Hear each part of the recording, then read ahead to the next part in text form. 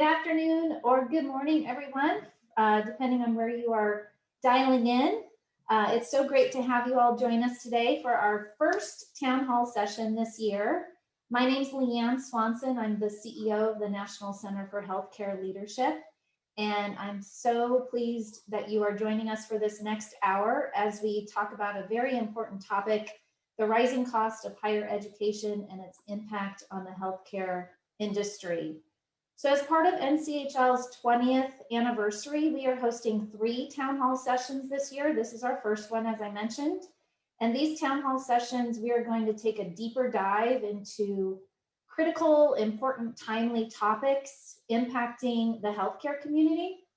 And then these sessions will feature leading experts, such as our great presenters today, on the topic, where we can all listen and learn from their expertise and then engage with each other and address these issues and possibly identify solutions. So I'm very excited about today's topic. I'm thrilled to have 2 amazing presenters join us who will share their insight and expertise. And I'm glad that you all are here to participate in this, this session today. So it's my pleasure to introduce Natasha Kassam, who's our program manager for the National Council on Administrative Fellowships. And Natasha is going to moderate our session and lead the discussion today. So welcome again, everyone, and thank you. And Natasha, I'll turn it over to you. Thank you, Leanne, and thank you everyone for joining us today. I am so excited to be taking a deep dive into this very important topic. To provide some background on myself, I actually run the National Council on Administrative Fellowships program here at NCHL, and our program consists of graduate programs as well as fellowship sites. And our goal is essentially to help bridge that gap between academia and practice to really help bring in early careerists. And over the course of many years, but more so recently, everyone has been talking about diversifying their work pool and really bringing in talent from all across the country that can benefit their organization and bringing in young leaders. But the higher cost of education can really be a barrier. So I have Christy Harris-Lamack and Sean Nicholson joining me today so we can take a deep dive into some of the realities around higher education and what we can be doing to bring in talent, as well as, some potential solutions for the future. So with that, I'm going to start off with Christy and have her tell us a little bit more about herself and how she got involved in higher education, and we'll then pass it on to Sean. Thank you, Natasha, and hello, everyone. It's an honor to be here. Thank you for the invitation. A very long time ago, I thought I was going to become a doctor because I'm from a very small town. And if you're smart, that is, if you get good grades, they say, well, be a doctor or a lawyer. So I thought that was what I was going to do. Long story short, I ran into some people and I had a great internship in the healthcare administration area. I never knew that was a field. And I have never looked back. Once I found my people, that has been what I've been doing. I worked in the field after, so I have a bachelor's degree in health planning and administration from the University of Illinois. I was one of the first graduates in that major. And then master's degrees in health administration and MBA from the University of Missouri. I then did an administrative fellowship and went on to work for a few years before becoming an academic. And the reason I'm an academic is because I'm a teacher at heart, and I think that even as an executive or as an early careerist, I never got to be an executive. I was a teacher as well. And so my great joy now is to develop future leaders and to try to create a workforce for the future. And that's really what we do here at UAB. So now I'm the department chair here at UAB, and we are really excited to be a part of NCAF and NCHL. So that's enough for me.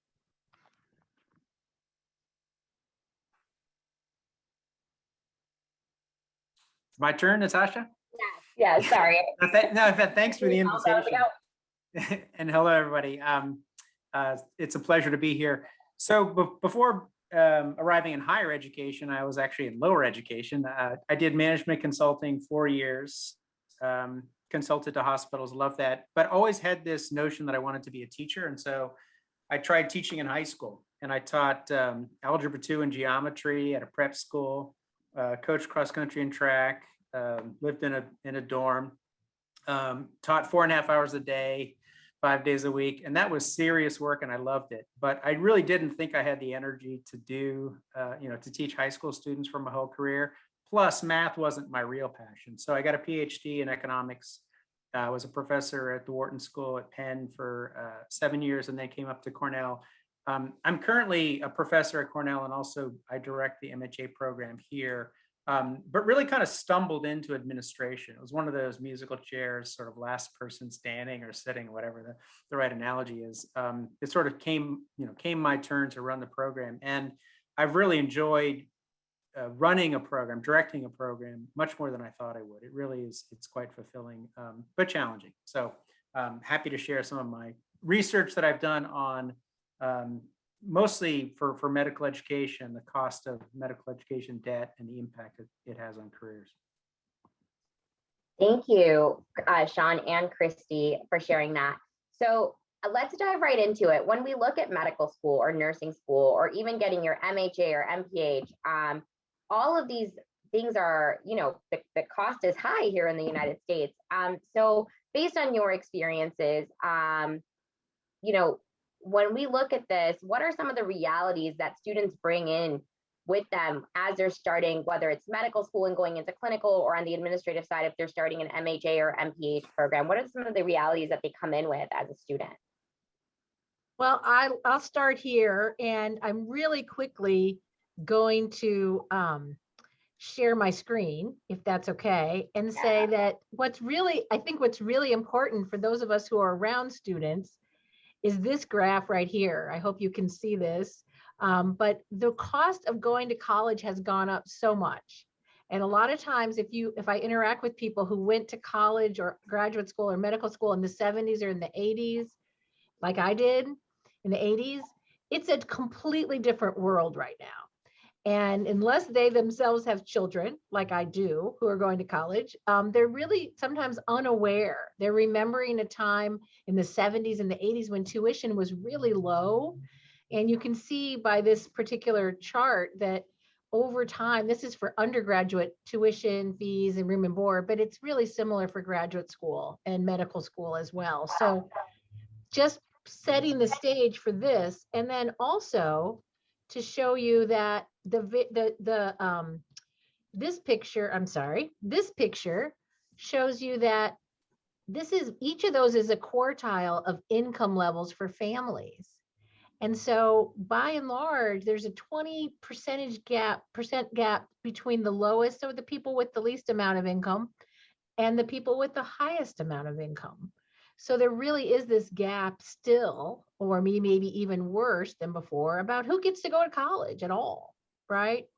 So while we're seeing gains in college participation and who gets to go, it's still, for many people, it's out of reach. I mean, education, higher education, college, graduate school is just not affordable. So that wasn't the question that you asked me.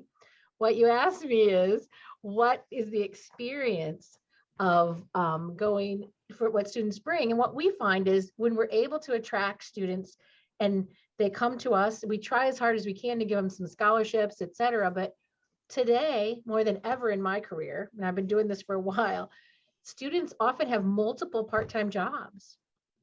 So even if they can get a scholarship for tuition or they can get a loan, the cost of going to college is very challenging. So they're in graduate programs where it used to be, it's a full-time program. If you work, it's only in your major, it's only to do an internship or something that applies to your future. And now they're having to work multiple jobs. We had a student who came and talked to me about an assignment, and he turns out he was working 30 hours a week while going to graduate school full time. And that was challenging his ability to do all the work for school, as well as all the extracurriculars that many people think about, right? The second thing is students don't have necessarily the kind of money to go to conferences, or, we all used to go to ACHE when we were in graduate school back many years ago. And we encourage students to participate in things like that, but it's almost, for many students, that's just not possible. They don't have a credit card, or, they would say, I don't have my dad's credit card because my dad doesn't have a credit card, to just put things on. And then finally, we've actually had students who don't have the business attire. they can't afford to have multiple suits and multiple, things for, professional education. So it really is tough to be able to afford graduate school. And we are a public school. So we have people who are in state and people who are out of state. And so there's a question in the chat. I would say we'll go back to that chart another time, but the private school would be more similar to students paying out of state tuition at some of our programs. So it's tough. And then my experience is mostly with undergraduates and graduate students in health administration. I know Sean has a little more to say in some other areas. Yeah, Sean, would you like to add to any of that? Yeah, sure. Let me chime in. And I think I just want to show one slide because I don't want to be outdone by Christy. So let me just show one slide. Because I think this dovetails nicely with what Christy was saying. One of the implications of the rising cost of tuition is that, and I'm showing you here for medical students, but I think it's going to be analogous to MHA and other graduate students, is the amount of debt that they're carrying has gone up commensurate with the rise in the cost of education. So what you can see now is in 2019, the average educational debt for medical students, this is sort of what they've carried through undergraduate plus what they've built up during 4 years of medical school, is about $200,000. And so this creates a lot of stress. How am I gonna pay this off? And so I think as administrators, I think we can objectively say the important thing is whether the degree is going to allow you to obtain an income level that can pay off that debt. I mean, it's easy for us to say that kind of dispassionately, objectively, but I think, it's harder for students to embrace that, having $100,000, $150,000 of debt can be something they pay off over their lifetime. So, I think that's, and I think the other thing that it's creating, and I think this is a good thing, is I think prospective students are pretty savvy about competing, making programs compete with one another for scholarships that reduce the net cost of tuition. So, I think it's either incumbent on us to lower our tuition, or at least slow down the growth rate substantially, or with philanthropy, come up with scholarships that can meet the students' needs. Excellent. Yeah, Sean, I think you bring up a great point about how students, try to get schools and programs to kind of give them the best offer possible when they're looking into what school they're going to be going into. When we look at, sort of our insurance and payer system and whatnot, do you think that students are then going into certain specialties based on, what they might be receiving at the end, sort of to pay off this debt, or what their financial situation might be looking like? Yeah, I think definitely. And I'll if I can subject you to a couple more slides, I'll show you a couple of slides in a second. But I think, in MHA programs, I think we have some students who sometimes gravitate towards management consulting, and perhaps not because, some of them, of course, love that, and that's the best thing for them, and it's a great fit. But I worry a little bit that they're attracted by the very high starting salaries of management consulting. And I always tell them, these firms are pretty savvy. They're not going to pay you and not get their 80 hours a week of work out of you. But instead of say, perhaps for some of them taking a fellowship that's lower salary initially, but maybe is a better fit. So I worry a little bit that students are being a little short-sighted. If I can just show you something in medical education, and I'll be quick about this. I'll skip over this one. But what this shows you is the unmatched rates in the match that occurs amongst fourth-year medical students. So an unmatched rate of 16% means 16% of the fourth-year med students who ranked orthopedic surgery residency as their first choice did not get a match. They were not assigned to a residency program. And dermatology has a pretty high unmatched rate, 17%, ENT 22%. The primary care specialties, of course, getting into medical school is an amazing accomplishment, but if you want to be a family practitioner or a pediatrician, it's very likely, if you're a US medical student, that you will match with one of those programs. But you might ask, well, why, are students not getting into some of these specialties? And the answer is, the incomes, because this is pretty much correlated here. Orthopedic surgery has a median income of 623,000. And so there's a long line of students who want to be orthopedic surgery residents, and there are not enough slots. And so that just shows that students will follow the money. Now, of course, many of them are following their passion, but on the margin, if you're indifferent between orthopedics and family practice, well, geez, you can make 623,000 orthopedics and only, 250,000 in family practice. So I think that phenomenon is going on in programs, other than just medical school as well. And I think the management consulting versus fellowship might be an example in our milieu. Even so, our students are required to take residencies. That's part of our degree, the third year. But some of the management consulting firms do offer the residency opportunity. And I debated with a student this year over whether he should take a really outstanding fellowship or go with. They're both outstanding. Okay, they're both outstanding. But more the traditional route versus the consulting route, and it was not lost on me that the difference there was $20,000. And for a student with a lot of debt, and for a student who's coming from, his situation, he ended up doing the fellowship, but it was part of the definitely part of the, his decision-making process. So.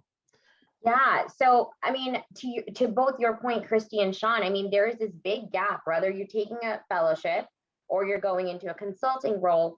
Or even on the flip side, if you're in medical school, figuring out if you're going to go into family practice or going to dermatology, there is these huge income gaps. So, and this one's for either one of you or both of you.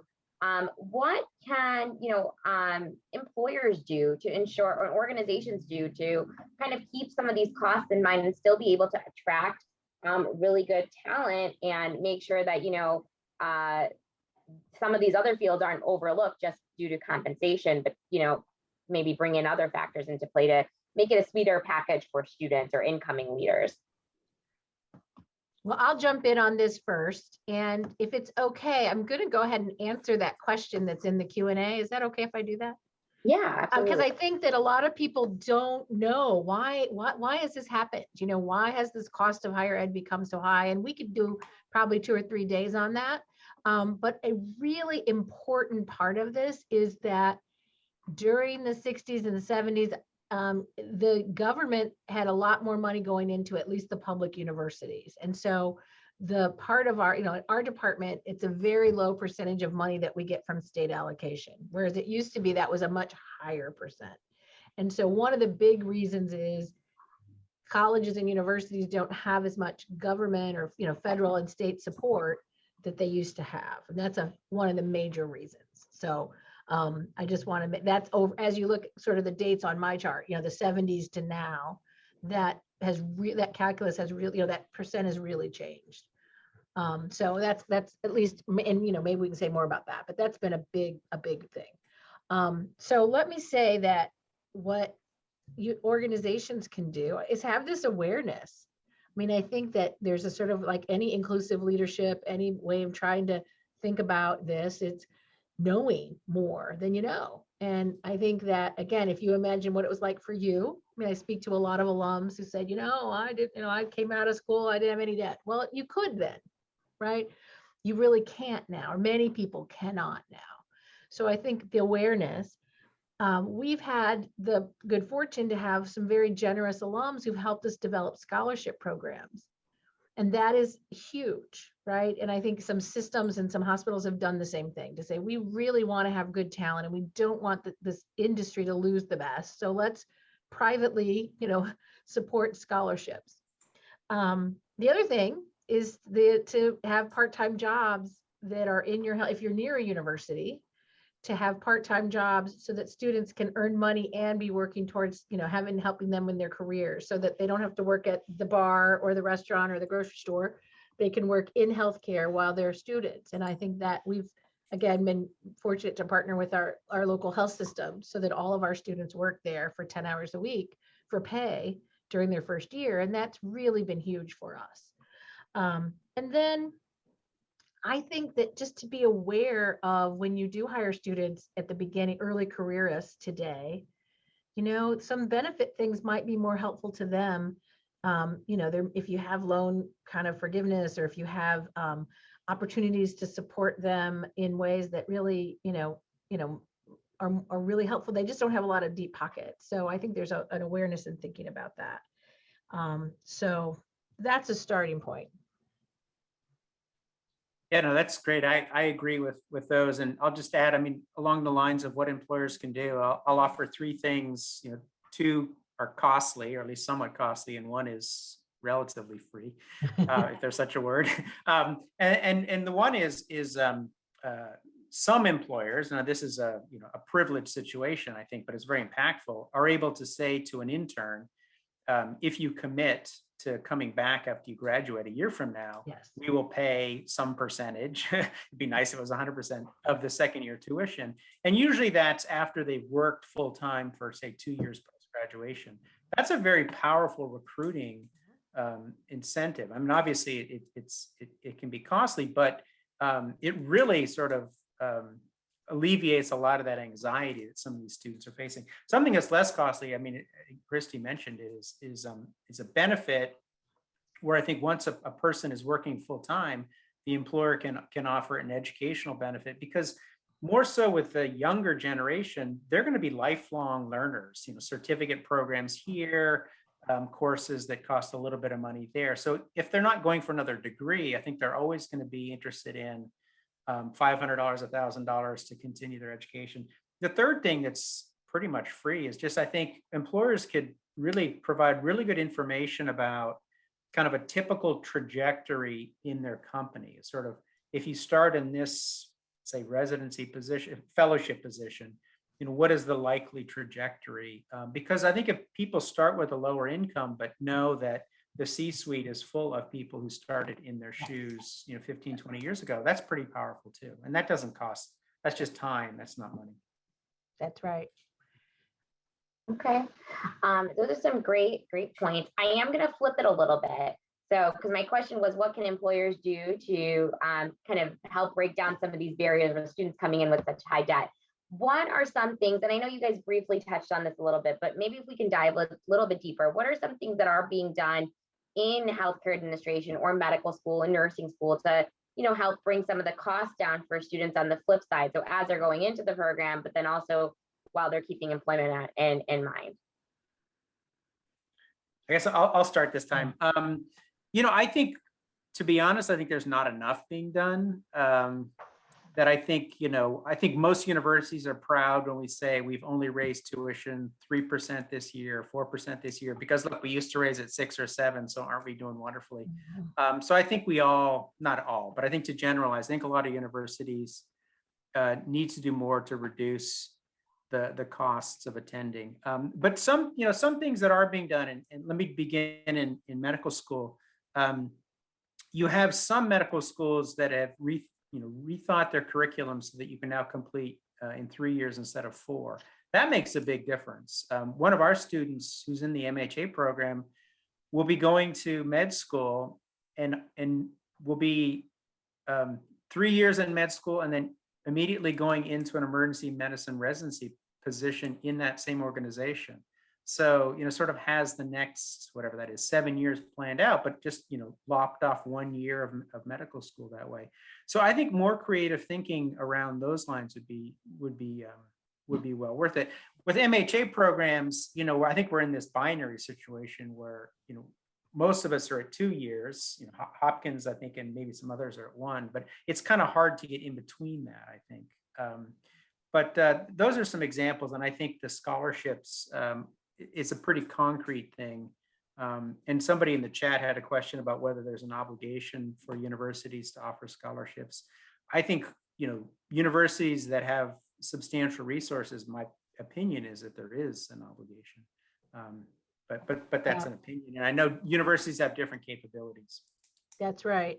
I think you've outlined some great points. And before I do want to talk about John Bluford's question there, so we'll come to that too, if it's okay if we just kind of morph this a little bit. But I would say that we we ourselves as educators had to have this awareness too, right? I think that we were stuck, many of us, I can only speak for ourselves, we were stuck thinking about how it was when we went to school or how it was 20 years ago when we taught students. And we could say things like, you know what, you can't have a job. You know, the program is a full-time program. It's going to be really hard for you to have a job. You can't, you know, we had to wake up and say, you know, that is really a privileged, wealthy kind of perspective. Those are kind of dicey words, but this, you know, we're looking at students through a lens that doesn't apply anymore, right? And so we did very intentionally say, you know, let's make sure that we're not expecting students to do, you know, that, you know, we want them to come to everything, you know, like what we are going to have students who have jobs, right? In addition to the program, we're going to have to be able to, you know, we actually set up a fund that our alumni created to buy suits for people who need help buying suits. You know, we tried to come up with, let's be really intentional and thoughtful about how we support things they might not have been planning to spend, right, when they showed up. You know, they drop $1,000 to get a wardrobe because they have to dress professionally from day one. So we're doing some, what I would say are around the edges of this. But if I could share my screen again, we can't help it, right, Sean? We're teachers. We can't help it. We don't know how to do anything else. Is my screen showing now? No, not yet. Okay, I'm sorry. One more click. I can't click and talk. So the data that I'm showing you on the right-hand side, that's an old slide on the left-hand slide. But you know, if you think about how people end up in our programs, they have to do high school and then college and then graduate school. And if they're medical students, they have residency, our students. But this is some data from a study that I'll show you the site for, but it's some data on equity. And so it has 1980 and 2018, and it's sort of people in doctoral and master's degrees by race and ethnicity. So some would say, wow, we've had great success, right? We've had great success in some of these areas. And I would say we have a long way to go in these areas, right? And so there's clearly an opportunity if we want our leadership and clinical folks to reflect the communities they serve and to have the perspectives and important, you know, insights that we need. We need to keep working on this. And so, you know, again, lots of and some of this is because we have tried to include opportunities for scholarships, et cetera. The other thing that I just want to put on the table that is also a challenge is if we want teachers, that is professors, to be more diverse. This is from an old talk I gave. I just dug this up, but I mean, it might have gone above 5% now. 5% of all full professors in the country are Black or Hispanic. I doubt it. It might be 6%. So we still have a very, you know, the gap between men and women on tenure hasn't been changing at all. And certainly the pandemic is part of that. So there's a lot to do to intentionally shift. You know, I think it would be great if we had more people from across the entire income spectrum who were faculty, and that's really not happening either, let alone race and ethnicity. So I want to show you one more thing. This is a little thing that I did. This is CNN did a total cost to attend college. And then I got from the academic AAMC, what is the PG1 salary? So a first year resident, what do they make? Because that's often how residencies in health administration are, the compensation is usually fairly similar to that. And you can see that, you know, the gap between what it costs, you know, the rising cost of education is higher, you know, it's been a more steep rise than the rising cost of that stipend. And at the bottom, it's where they use the adjusted, you know, mean inflation adjusted stipend. It really hadn't changed very much. So I think it's when you start seeing this. And my final piece of data is that I did this analysis for UAB, which is your total cost of tuition and fees, but you start with your opening salary above that. So back in 1998, the salary was 4 times what you had paid in tuition. Today, if you pay out-of-state tuition or go to a private school, your salary is going to be about half what you've paid for to go to college, which is going to get to those loan numbers that Sean presented. So again, all of us being aware that we're trying to change this, by taking a real specific approach at not saying we do the same for everyone. I mean, we're very equitable, but we try to meet the students where they are. And some students need more than other students need to be able to successfully complete graduate school. Absolutely. Going off of this, Christy, and again, I would love to hear from both you and Sean. I mean, we've established in this conversation, and even with all this data, cost is a barrier. So is there a way to change the perception for incoming students so that they're more likely to pursue a career in healthcare, whether that's on the administrative side or the medical side? Because a lot of data shows that there is going to be an increasing number, like a gap in the workforce in the next 10, 15 years, since we don't have many, students coming in to pursue higher education. I'll talk real quick and I'll turn it over to Sean. I would say that for sure, and you know what, we haven't even talked about, and I'm in a school of health professions, we haven't talked about PTs and occupational therapists, physical therapists, physician assistants, and my colleagues in those departments and I have the same concern, cannot meet the workforce, right? I do think Sean's idea about really showing these career trajectories and profiling, and I think even having alums or other, industry leaders share their stories, right? I think that to sort of reflect on the fact that, yes, I began low and I went high, or talk about the passion and the what is so special about our field is that ability to help other people and fulfill strong passion concerns. And I just think if that's that old adage, if you can't see it, you can't be it. I think sometimes when the people who have made it, this is physicians and executives, sometimes they don't tell that story about what it took for them to get there, right? The students are seeing them at the end. And so sort of being intentional about the ability to do it. And as someone who studies females and women in leadership, I think a lot of women need to see successful women who have kids, or men and women who have kids, and to really understand that this is something you can do.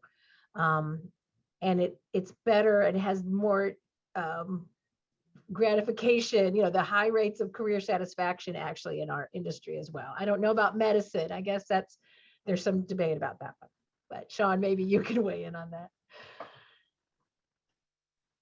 Sorry, I was muted. No, I will try, and I'll also continue our PowerPoint duel, Yay. Christy, which I'm enjoying immensely. I am too. Well, I think one thing we can do is get to the right slide. This is something that I show my undergraduates at Cornell. It's a class that I teach that's predominantly taken by pre-meds. And I try to tell them, and I'm not sure how successful it is, frankly, I try to tell them that if you really love primary care, you will be able to afford it. And the way I show that is that if you have $200,000 of debt and a 15-year loan at a 6% interest rate, you're going to have to pay $1,100 a month. And that's going to take about 28% of your after-tax income for your 3 years when you're a resident, that PGY1 that Christy referred to. And what I tell them, and I think this is true, I have a daughter who went through medical school and residency training. This seems like a lot of your after-tax income to pay for debt, but you frankly don't have any time to socialize when you're a resident. I mean, I think that's the sad truth. But then I show them, here's what a young physician can make in various specialties. And then the debt payment as a percentage of your after-tax income is pretty low in percentage terms, even if you go into one of those, low-paying primary care specialties. Now, of course, their eyes probably roll up here and say, well, geez, but if I go into orthopedic surgery, my $1,100 is only 6% of my after-tax income. But what I try to articulate is that I'm pretty sure you could afford to live quite well if you're making the typical young physician income and have $200,000 of debt. So I think that's kind of a practical thing that we can try to do to just sort of get everyone comfortable that, and this is a little bit of a, Pollyanna-ish, but, follow your heart, do what you really love doing. And for most people, the money will take care of itself, if not instantly, but over time.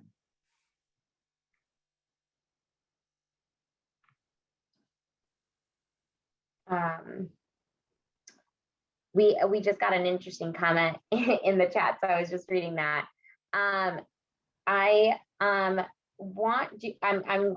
being conscious of time, so I want to open it up for Q&A because we have some really good questions coming in. But before I do that, Sean and Christy, if someone could take away one thing from this conversation when it comes to the cost of higher education and its impact on the workforce, whether it's on the academic and educator side, or someone who is, you know, on the organizational side, maybe bringing in these young leaders, what can that be? Well, I've kind of said it already a couple times. I think my clear message is if we seek a workforce in the clinical area and in the leadership area that is very much reflective of all the patients we serve, and whether that is, you know, we haven't mentioned this word that's called intersectionality, which is how the income of students and their race and ethnicity tend to come together in many cases. I mean, there's certainly not all the cases, but you know, there's certainly this issue of, and then what I would add on to that is the notion of first generation, you know, the first person in their family to go to college or go to grad school, go to medical school. All those things kind of stack up in some cases. And so if we don't understand this challenge, in this part of that pipeline that I talked about, that funnel, you know, you got to go to high school and then you got to go to college and you got to go to, you know, and just one statistic I want to throw out, that low income and first generation college students have a 21% chance to finish their bachelor's degree. 21%, 1 in 5. That is compared to 66% chance for all the other income categories.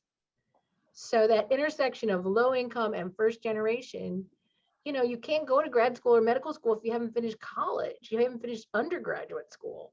And so, you know, this is a long-term fix. You know, you can't just say, I'm going to pick it. So being intentional and working really hard to address some of these issues, including, there is a comment, I want to get to it later, but I mean, we got to make sure our costs are the right level at the college level as well. I mean, I'm not leaving us out of it. I'm not saying we don't have a responsibility, but just being aware that college right now is fundamentally a middle and upper middle class kind of experience.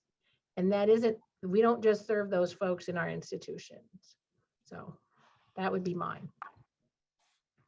And I prefer Christie's to mine, but since she took it, I guess what I would say is, I think, you know, we need to remind ourselves, and certainly remind students, and I think they know this, but reminding is always a good thing, that graduate education is an investment, and you know that the point of it is to be able to pursue something that you're really passionate about, that's going to, you know, get you excited every day you go to work for the next 30, 35 years. That's the non-monetary payoff from the investment. But of course, there's a monetary payoff. And I think we have to understand that we can make that investment more attractive to our students if we can reduce the cost of education and then reduce the price, right? Because reducing the cost without reducing the price just makes universities more profitable or losing less money. So, but I think the reality is, you know, I doubt that Christy and I are the decision maker on what the tuition is going to be, you know, at our university. So we have to be champions, I think, in our organizations to try to put the brakes on, but to cut costs so that can be something that's feasible, so that we increase the return on investment for our students. Thank you. Those are great takeaways. And I'm gonna, one of the questions that was in that we received, I think matches really well with what you guys are saying when it comes to kind of cutting those costs from the graduate education system. So someone asked, don't you believe higher education schools need to change the cost structure of their operation and almost total revenue dependency on tuition by introducing more innovative revenue producing programs? So to augment what they expect to earn in tuition for students. So any sort of new creative things that may be happening at Cornell or U of E, or that you've seen when it comes to sort of offsetting some of the tuition costs for students? I'll start. And, you know, I think Sean said that well, that, you know, we have to be advocates and change within, as I say, our sphere of influence, right? What are the things that we can influence? Definitely, and thank you for that question. Definitely, we have we have a center that we do some continuing education. We have an annual symposium. We've tried to create opportunities for the department to accumulate funds that can then be used to pay students, right? Clearly, our research endeavors had a meeting this morning about how we're supporting some of our master's students, some of our undergraduate students, a lot of our doctoral students, but with our research grants, because those are available. We actually utilize a lot of our master's students to be teaching assistants in our undergraduate program, but not every school has an undergrad, they don't always have that opportunity. And then I have to say that our alumni have been creative in, I will tell you, this is a tiny little story, but most of the time when a student gets a scholarship, and this is true across most places, not just UAB, if you get a scholarship, it's applied to your university account. Okay, so it goes from one university account, which is the scholarship account, to the student's account. Well, when you need to go buy a suit to go interview for an internship, that's not going to help you, right? Because you probably owe $20,000 or whatever it is.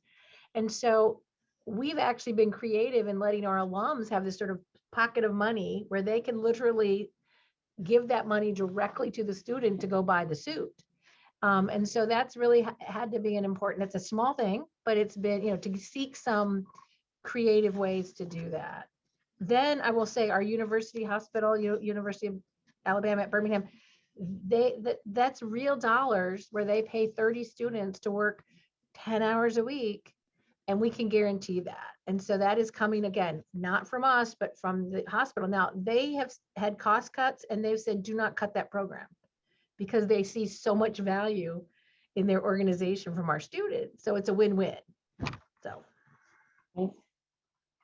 That's great. I just want to build on a couple of Christy's points. And at Cornell, like at UAB, we're able to hire a number of MHA students to be TAs for undergraduate courses. And it's 10 hours a week.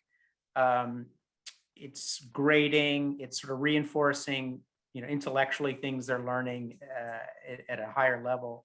So it ends up being a kind of a nice way to get some of that earning money, spending money that Christy referred to. And the other, along alumni, I think a lot of alumni, if you can give them a concrete money can do, if you can describe it, in very real terms, you could allow students to go to ACHE and other conferences, or you could provide money to support the case competitions that are very valuable for students. I think once you make it concrete, the alums are more likely to contribute because they can see a connection between their dollars and what's actually happening. What's the impact of that money? Definitely. Yes, for sure. I would like to add one more thing, and that is that we have done, and it's really cool, and there's a question that came up, so I want to respond to this. And Sean talked about it too, but we would love if everyone on this call who works for a healthcare organization wanted to do this. But we actually did, what we are always seeking is what we call full ride scholarships, not $1,500 or $2,000. Think about what you have to raise in money to put off that, right? Well, in our search for full ride scholarships, a couple of years ago, one of our alums worked for a national company, and they named it for their company, and they were able to pay that student's tuition for the entire program. They offered the student a chance to do an internship, and they offered a student a chance to come be the administrative resident. Again, that can't be slave labor. You can't say, sorry, it can't be indentured servitude.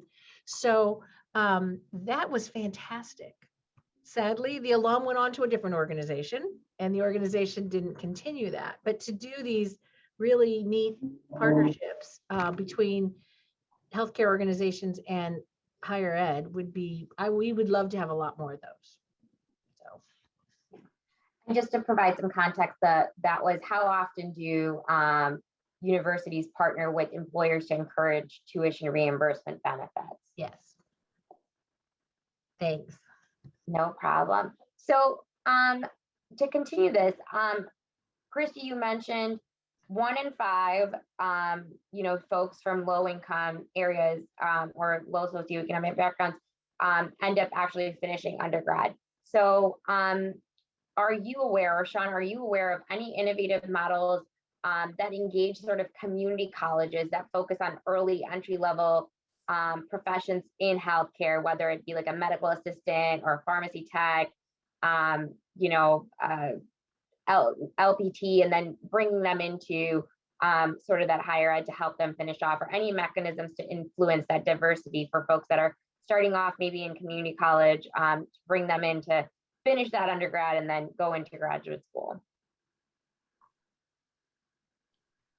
Well, I'll start. I mean, I'm struggling to find something in the medical or health graduate field, especially. But I mean, I will just talk about something that Cornell does, but I think really, frankly, lots of universities do it, and that is with some of the prospective freshmen, they get admitted, but they spend their first year often in a community college, and there's requirements of courses they need to take and grades, and then they're guaranteed a transfer as a sophomore.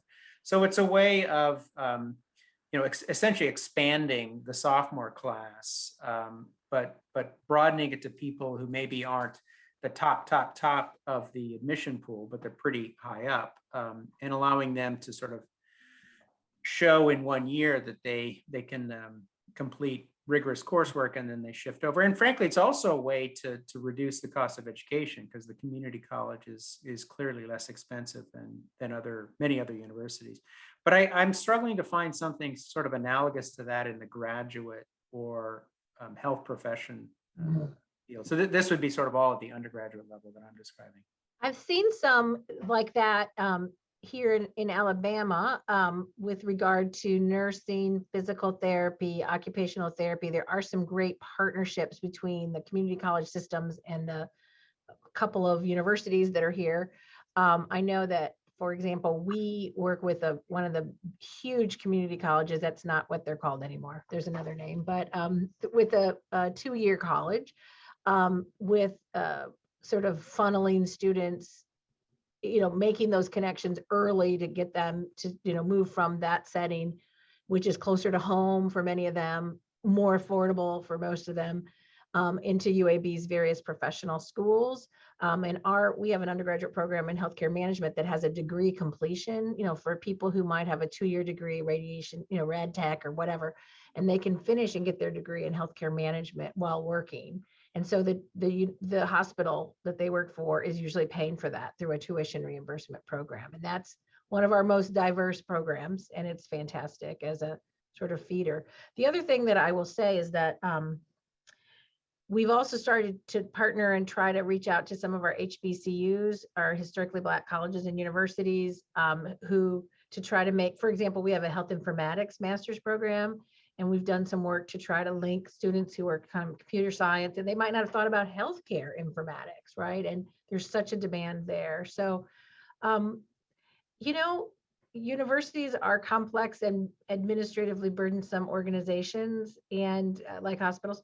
And so sometimes it's hard to make it happen, but I think we have to, if we're committed, if you have people sort of committed on either side of that, there's really some creative opportunities that I think we can pursue. Absolutely. Thank you for that. We do have another question. I think, Sean, this might be going back to some of the earlier slides that you had shared.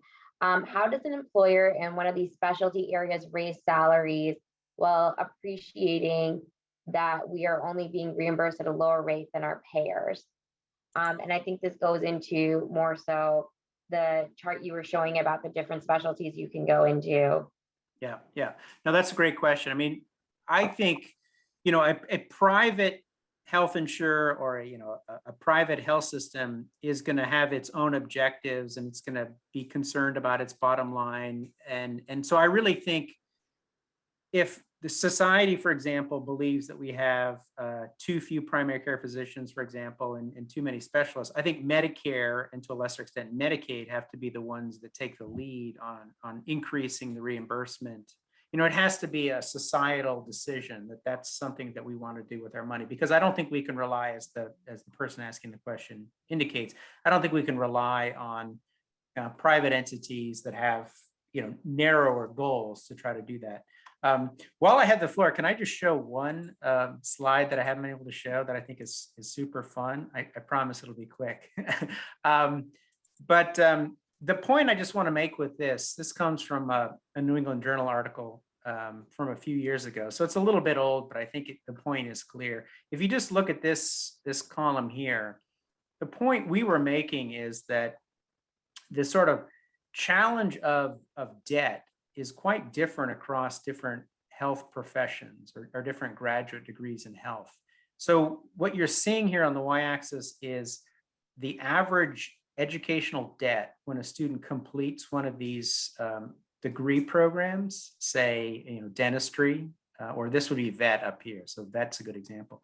So how much debt you have when you complete your vet training divided by the average income in that profession. And you can see that vets are in much bigger trouble. So the debt to the mean income is 160%. So debt is very high relative to your ability to pay it off. Whereas business school, which is probably the closest we can come to say MHA in the data, is quite low, down here about 30%. Orthopedic surgery is quite low. So the point is that there are certain professions that I think are in much bigger trouble from an ability to pay off educational debt. So optometry, PharmD, dentistry, law, they're in much bigger trouble than most of the medical specialties and management. Anyway, sorry to sort of do a bait and switch there. No, I think that's very helpful. And that's really good information to have, right? It's not just higher education, the cost of higher education in healthcare, but across the spectrum, there are fields that are other fields that are experiencing this as well. Someone put in, and sort of to go off your chart, Sean, someone put in our chat or Q&A that they believe only 8% of the workforce has a master's or doctorate degree. Do you two maybe have any insight or any indication that would potentially change the next decade? I don't know. I don't know. I will say that it's probably, and here we are doing our dueling screens. It's probably in this document. I do want to say that that this is a great resource. This Indicators of Higher Education Equity in the United States, it's out of the Pell Institute and I guess the University of Pennsylvania. This is an incredible resource that has more data. And I have there's another organization called the Lumina Foundation, Lumina, that does a lot of incredible data. I don't know the answer to that question. I do know that it's very challenging to recruit faculty because education doesn't have a high salary. That I would be curious what that ratio is, but it's also a challenge. I don't have an answer. I'll stop talking.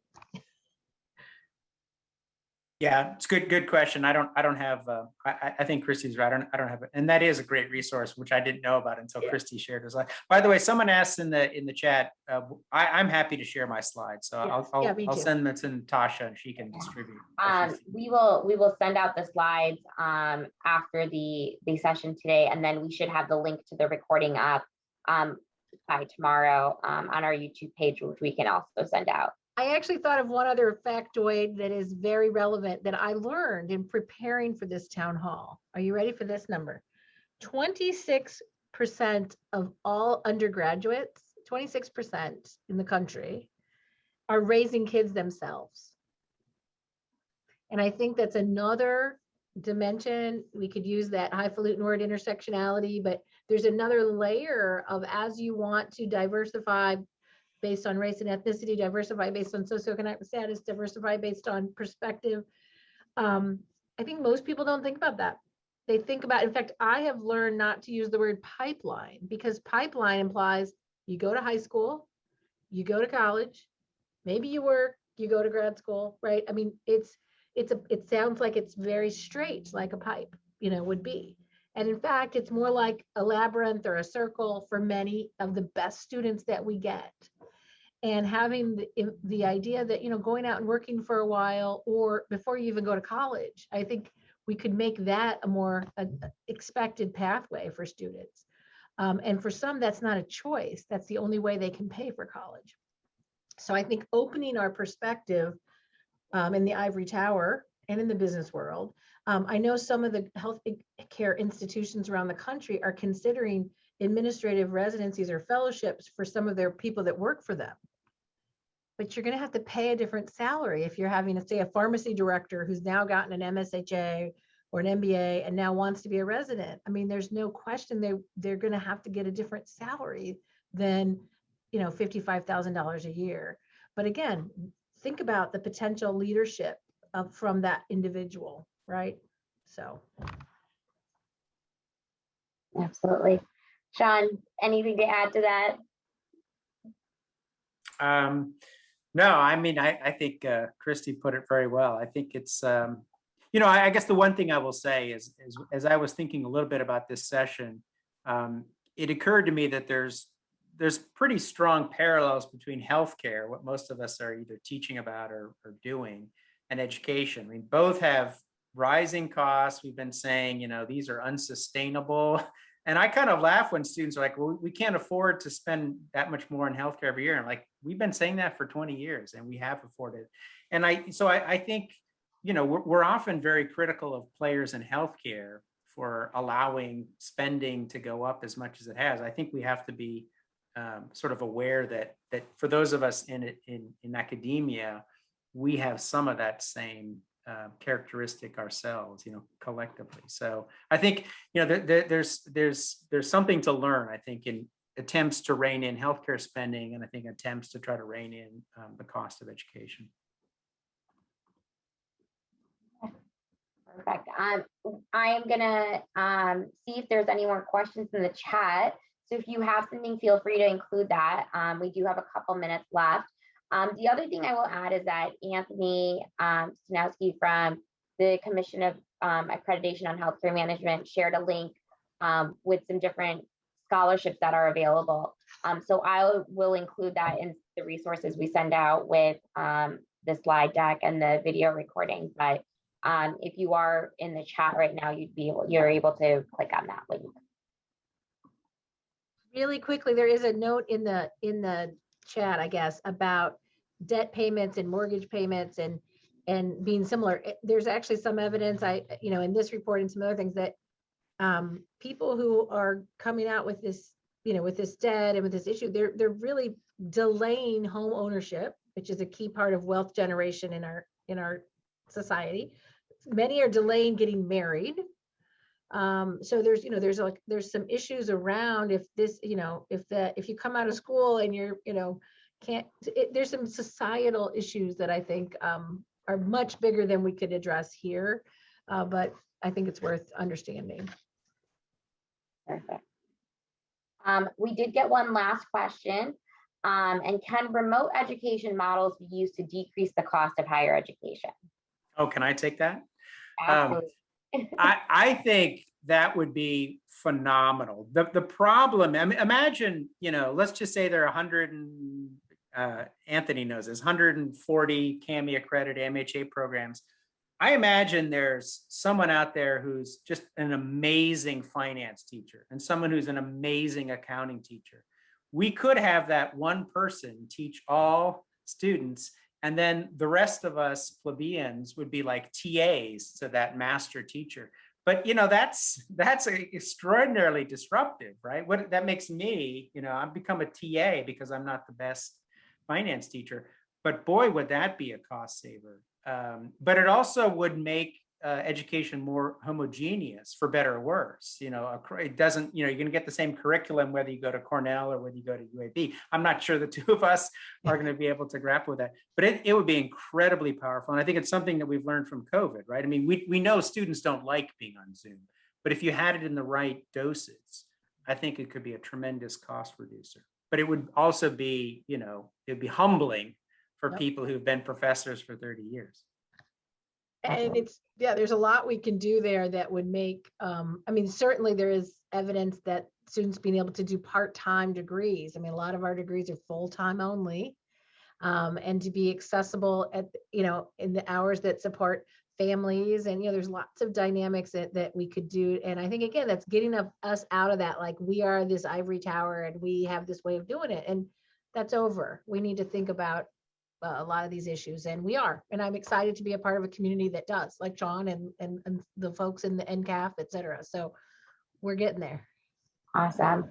Thank you both so much. We are at the top of the hour, so I'm going to wrap this up. I think this was a great conversation in helping kind of bring awareness to the fact of, some of the obstacles we are facing when it comes to higher ed, and some creative things that are being done. But of course, the work is not done here. To your point, Christy, we definitely have to expand our horizons and see what we can do to bring in a more diverse workforce while trying to keep these costs of education low so we can bring them in. So thank you so much, Christy. Thank you so much, Sean. I very much appreciate having you have this conversation with NCHL. I am going to pass it on to Leanne. She might want to close us off. Oh, I just wanted to, amazing. I actually learned so much. You both were just fascinating, and the topic was great, and great questions. A great session all around, and thank you all again for participating, and we look forward to sharing this recording on our YouTube channel and making it available, because it was such a great wealth of information. So thank you all for your time. Thanks, Natasha. Great job. Thank you, everyone. Have a good Thanks rest for of the asking. day. It's fun to do it with you, Sean. It was great. Yeah, I have to get another slide deck ready. Okay. Thanks, everybody. Take care. Mhm. Bye.